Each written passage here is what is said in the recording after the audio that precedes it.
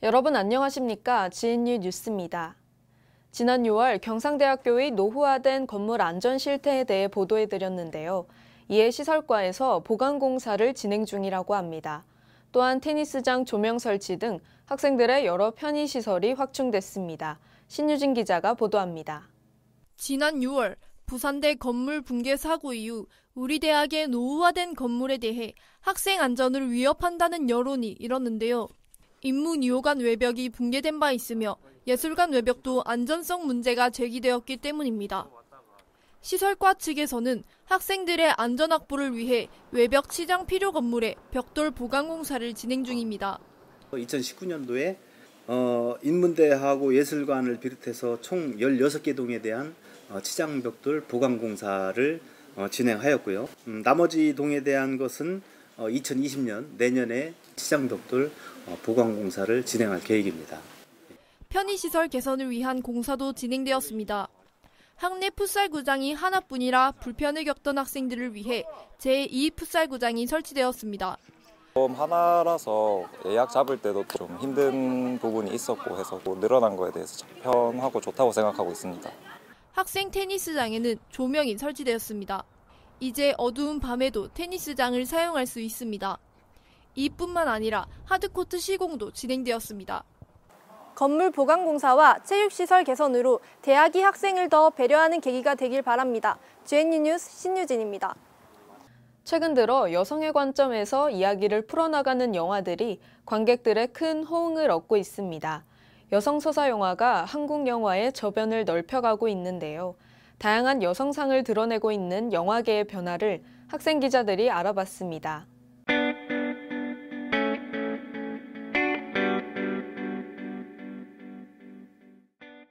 여배우는 오늘도 82년생 김지영, 우리 집 아워바디, 이들의 공통점은 무엇일까요? 바로 여성 감독이 여성의 이야기를 담아낸 여성 서사 영화라는 점입니다. 최근 우리 문화에는 여성의 이야기를 담아낸 여성 서사의 물결이 흐르고 있습니다. 여성 소비자들의 목소리가 영향을 일으킨 것이죠. 최근에는 82년생 김지영이 극장가에서 여성의 이야기를 보여주고 있습니다. 학생 기자는 82년생 김지영을 보러 갔습니다. 여성 서사를 직접 보고 느끼기 위해서입니다. 원작인 82년생 김지영 책과는 다르게 결말에서 긍정적인 미래를 그리면서 관객들에게 희망을 안겨준 점이 인상 깊었던 영화였습니다. 영화의 주인공은 82년생이었지만 82년생의 이야기만을 다룬 것이 아니라 주인공의 어머니 세대가 겪었던 여성 혐오의 문제들도 적절히 다루어졌던 것 같아요. 영화진흥위원회의 영화정책연구원이 발표한 2018년 한국영화산업결산에 따르면 한국 상업영화 중 여성 감독의 영화는 13%에 불과하다고 합니다. 이처럼 우리 사회에는 여성의 마이크가 여전히 부족합니다. 이러한 사회적 여건 속에서 진주 지역에서는 지역 여성주의 영화제 2019 진주 여성영화제 쪽비극장이 열렸습니다. 그 속에는 진주 미디어센터와 함께 우리 대학 학생들이 중심이 된 여성주의 콘텐츠 기획단 페미시네가 있습니다. 이제 페미시네 같은 경우에는 딱딱하고 진입 장벽이 높은 페미니즘을 누구나 쉽게 접할 수 있는 영화라는 매체를 통해서 페미시네는 거기에 중점을 두고 많은 이들이 여성 영화를 소비할 수 있도록 그렇게 활동을 하고 있습니다. 여성 서사 영화는 주인공이 여성인 영화라고 생각해요. 이 여성이 캐릭터가 진짜 우리에게 익숙한 선입견이 고정 부여되어 있는 그런 인물인지 아닌지 그런 판가름을 떠나서 일단 여성이 주인공인, 여성이 서사를 이끌어가는 영화라고 생각해요. 1985년 앨리슨 백델이 만든 영화 내 성평등 테스트가 있습니다. 바로 백델 테스트입니다. 백델 테스트는 3가지의 기준으로 영화 내 성평등을 진단합니다. 첫째, 이름을 가진 여자가 2명 이상 나올 것. 둘째, 여성들이 서로 대화할 것. 셋째, 대화 내용에 남자와 관련된 것이 아닌 다른 내용이 있을 것.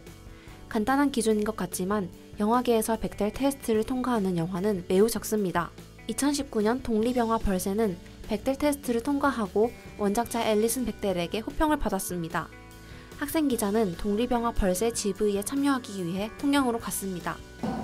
은희는 아입니다. 아직 중학생이니까 아이죠. 그래서 은희가 원하는 건 감독님이 말하시는 바는 은희는 사랑받고 싶은 아이예요. 그래서 감독님이 이 영화는 성장담이 아니라 사랑을 찾아가는 영화다. 여성 영화는 일단 진짜 액션, 로맨스, 그리고 스릴러 이런 장르를 불문하고 정말 다양한 여성 영화가 나와야 된다고 생각을 하고요.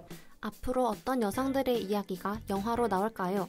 다양한 여성들의 이야기가 특별하게 느껴지지 않는 세상이 올 때까지 우리들의 이야기에 귀 기울여 보았으면 좋겠습니다. 경남 통영하면 남해안과 바다를 먼저 떠올리게 되는데요. 자연과 인간이 조화롭게 공존할 수 있는 터전으로 성장 중인 통영 RCE 세자트라 숲에 학생 기자들이 다녀왔습니다.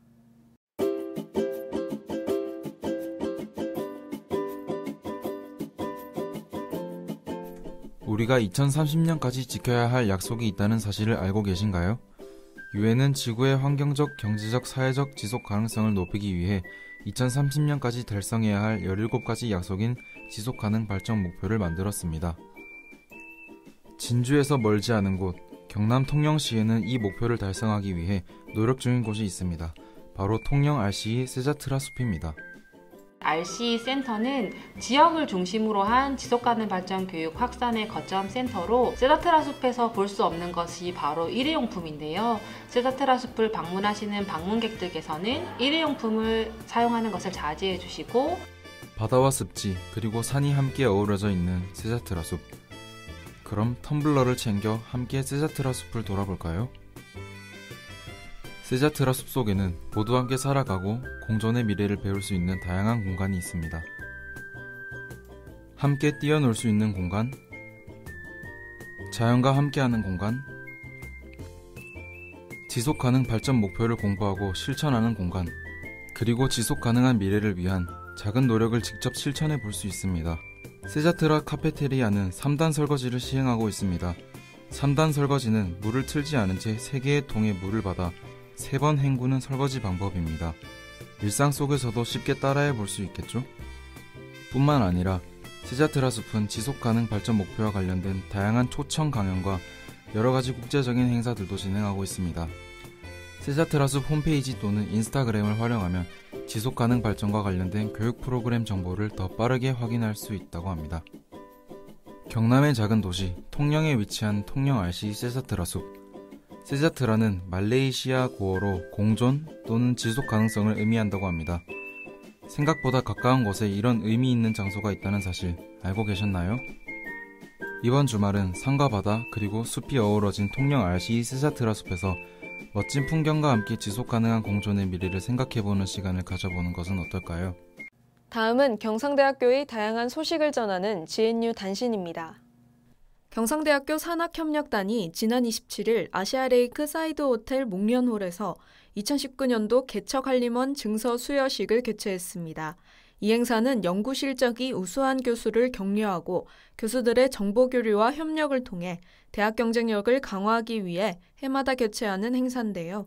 올해 개척한림원 회원은 종신 회원 4명을 포함해 모두 53명이 선정됐으며 특히 지난해에는 우수 회원에게 감사패를 전달한 데 이어 올해는 각 분야별 1위로 선정된 회원 3명의 교수에게 우수 회원 표창장과 상금을 수여했습니다.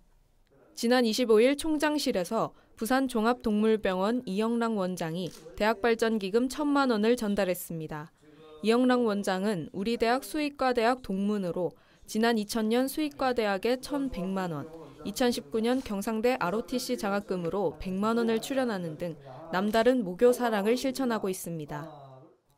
지난 25일 교양학관 및 중앙도서관 일대에서 경상대학교 청년 토크쇼가 개최됐습니다. 주요 행사로 교양학관에서 열린 90분 만에 떠나는 취창업 캠프는 김병관 국회의원과 강백수 시인, 그리고 센트랄, 카이, 농협 등 기업 인사 담당자의 강의 및 질의응답으로 진행됐습니다. 또한 부스 행사로 중앙도서관 후문 일대에서 찾아가는 청년센터가 진행됐는데요. 경남 청년센터, 일자리 프렌즈 부스를 비롯해 청춘 포토존과 푸드트럭존 등 다양한 부스들이 함께 운영됐습니다. 지난 27일 경상대학교 박물관 대강당에서 우리대학 링크플러스 사업단과 산학협력정책연구소가 공동 주관하는 GNU 지역대학 상생포럼이 개최됐습니다.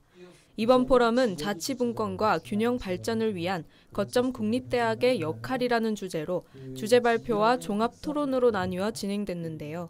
주제 발표는 진승호 대통령 직속 국가균형발전위원회 단장과 고영구 전국지역혁신협의회 의장, 이종호 경상대학교 산학협력정책연구소장이 각각 발표를 진행했습니다.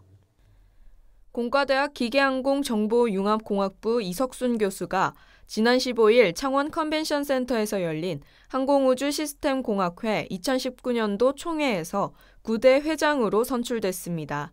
이석순 교수는 항공우주시스템공학회에서 2018년부터 3년 연속 회장을 맡게 됐습니다. 임기는 2020년 1월 1일부터 12월 31일까지입니다. 경상대학교 인권사회발전연구소는 지난 28일 사회과학관 4층 휴머니티홀에서 난민정책 개관 특강을 개최했습니다. 이번 특강 발표는 법무부 김정도 서기관을 초청해 2019년 2학기 인권특강 주제로 난민 인권에 대한 강의를 진행했습니다. 농업생명과학대학 식물의학과 석사과정 정유진 씨는 11월 17일부터 20일까지 미국 미주리주 세인트루이스에서 개최된 미국 곤충학회의 한국의 젊은 곤충학자 부분에서 구두 발표를 해 2등을 수상했습니다. 정유진 씨는 딸기온실에서 정박이 응애와 칠레이리 응애에 대한 공간 분포와 공간적 연관성 분석에 대해 발표를 해 구두 발표상을 수상했습니다. 경상대학교 광화학 나노소재 전문 핵심 연구 지원센터는 지난 21일 자연과학관 1층 세미나실에서 광화학 및 나노소재 연구 동향에 대한 심포지엄을 개최했습니다. 이번 심포지엄은 화학과 학부생들과 대학원생들에게 광원인 빛을 활용한 소재 개발 및 응용 연구에 대해 소개했습니다. 또한 토론을 통해 산업혁명 시대의 신소재 개발에 대한 의지를 나누는 시간을 가졌습니다.